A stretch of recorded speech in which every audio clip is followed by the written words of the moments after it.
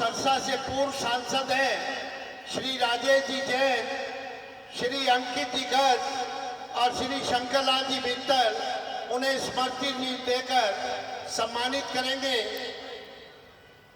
श्री राजेश जी जैन, शंकरलाल जी, राजेश जी कौन है?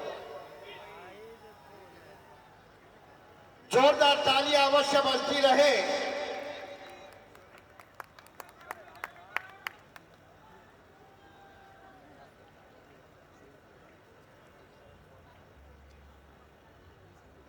हमारे बीच आज की रामलीला का शुभारंभ करने के लिए रामलीला उत्सव कमेटी के सरप्रस्त श्री राकेश जी गुगनानी और उनके बेटे सोलभ गुगनानी जी, उनसे भी निवेदन है कृपया वो भी आए। श्री राजेश जी जैन, सुनील जी बल्ली और श्री रमेश जी रोहिला स्मृति चिन्ह देकर सम्मानित करेंगे। अशोक जी तंवर और विमल जी विनोचा उनका सहयोग करेंगे। हमारे बीच रोहतक के प्रसिद्ध उद्योगपति श्री जय भगवान जी बंसल अति विशिष्ट अतिथि के तौर पर शिरकत करने के लिए आए हैं। उनकी पत्नी श्रीमती मीरा जी बंसल भी हैं, उनके बेटे और उनकी पुत्र वधू भी हैं। मैं निवेदन करूंगा पूरे परिवार को, राजेश जैन जी और योगेश जी अरोड़ा, गुलशन जी रिझावन से निवेदन करूंगा वो भी इसमें सहयोग करेंगे।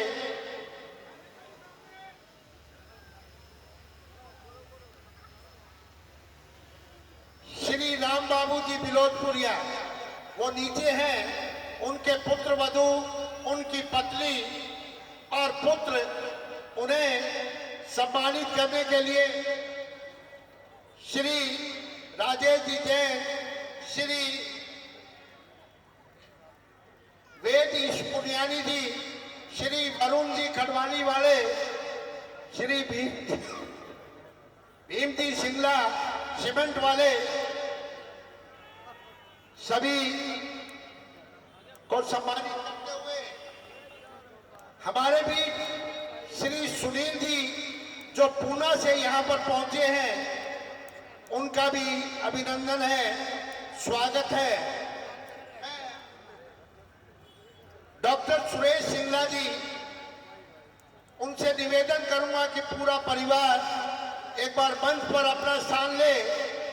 उनके पुत्र और पुत्र वधू जो अमेरिका से हमारे बीच पहुंचे हैं, उन्हें भी मंच पर आमंत्रित करते हैं और श्री राजेश जी जैन और सुभाष जी तायर उन्हें स्मृति चिन्ह देकर सम्मानित करेंगे।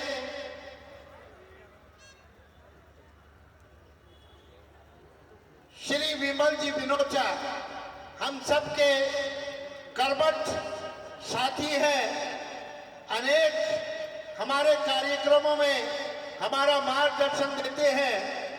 श्री विमल जी विनोचा को श्री राकेश जी गुगनानी, राजेश जी जैन और अशोक जी तंवर सम्मानित करते हुए तालियां अवश्य बजाते रहे। आपकी तालियां भी अतिथि का सम्मान करेंगी। निश्चित तौर पर रोहतक इस बात के लिए बधाई का पात्र है। अब मैं निवेदन करूंगा श्री अशोक जी तंवर से अपने मुखारबिंद से दो शब्द हम सब के मार्गदर्शन के लिए। लगातार 14वें वर्ष रामलीला उत्सव कमेटी ये आयोजन श्री राजेश जी जैन जी की सरप्रस्ती में कर रही है। आपके अनमोल वचन हम सब का मार्गदर्शन करेंगे। श्री अशोक जी तंवर। आज श्री रामलीला उत्सव कमेटी रोहतक के द्वारा आयोजित इस रामलीला में जो लगातार पिछले 14 वर्षों से, जैसे हमारे बड़े भाई ने कहा, राजेश जैन जी की सरपरस्ती में पूरी कमेटी के सभी सदस्य और आप सबके आशीर्वाद से ये रामलीला का मंचन लगातार होता रहा है। इस मौके पर मौजूद सभी मंचासीन हमारे इस शहर के दूर दूर से आए हुए सभी प्रबुद्ध और बहुत ही महत्वपूर्ण अपने अपने क्षेत्रों की हस्तियां और सामने बैठे सम्मानित बुजुर्गों, माताओं, बहनों, नौजवान साथियों, प्यारे बच्चों, अभी जैसा बता रहे थे कि 14 वर्ष से लगातार ये रामलीला चल रही है। मुझे भी लगातार कई वर्षों से आप सबका भी और जैन साहब और पूरी कमेटी का, भाई हमारे विमल मनोचा जी के इनके माध्यम से लगातार यहाँ आशीर्वाद मौका मिला। और खुशी इस बात की है कि पिछले 14 वर्षों में जैसे जैसे हम देखते जा रहे हैं वैसे वैसे इस रामलीला का जो स्वरूप है और व्यापक होता जा रहा है। वैसे तो जहाँ धर्म कर्म में आस्था हो, धर्म से जुड़ा हुआ मामला हो, जी मैं तो पहले ही कहा जैन साहब के संरक्षण में ही, हम भी इनके संरक्षण में ही पल रहे हैं, आगे बढ़ रहे हैं।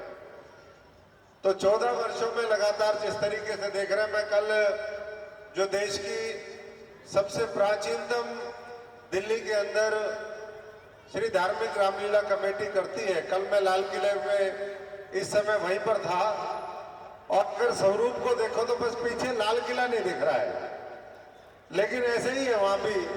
जैसे आज हजारों की संख्या में आप यहाँ पर इकट्ठे हुए, चारों तरफ जैसे पंडाल इस बार सजाए गए हैं, हमारे सभी पूरे धार्मिक जो वाक्य है और जो चीजें हैं सबका पूरा व्याख्यान वहां से लेकर के और ये किया हुआ है।